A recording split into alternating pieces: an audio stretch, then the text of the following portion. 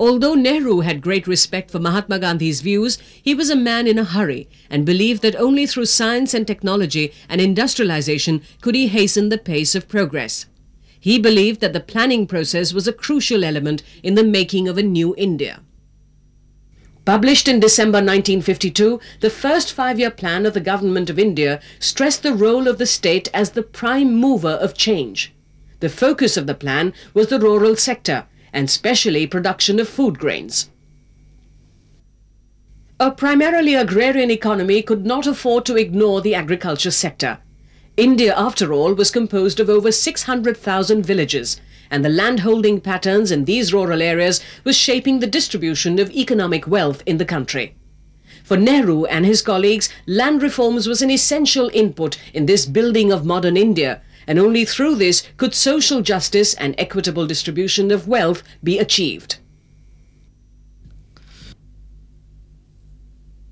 Land reforms had been a political commitment by the Congress even prior to independence.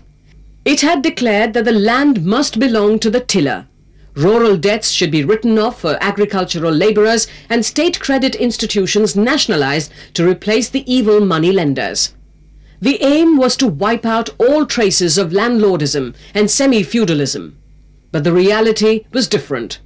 In most cases, it was difficult to implement because the rural rich dominated the establishment and they resisted change. Therefore, even if zamindari was officially abolished, radical agrarian reforms which were required never took place. By the time Indira Gandhi was sworn in as Prime Minister on the 25th of January 1966, the country was still dependent on imported food grains to feed its people. In 1966, drought and an impending famine-like situation was prevalent in parts of the country. India had barely recovered from the disastrous war in 1962, when the 1965 Indo-Pakistan War had taken place. By late 1966, food riots and spiralling inflation made the situation tense in some parts of the country. Mrs. Gandhi knew that the country had to achieve self-sufficiency in food, and at the earliest, if it was to feed its teeming millions.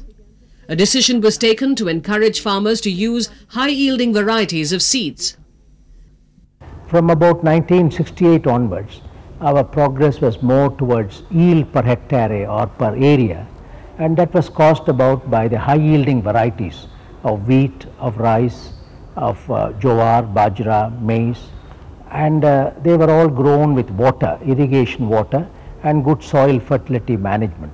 The high-yielding varieties were capable of converting irrigation water and soil nutrients into grains. This is what we started calling Green Revolution.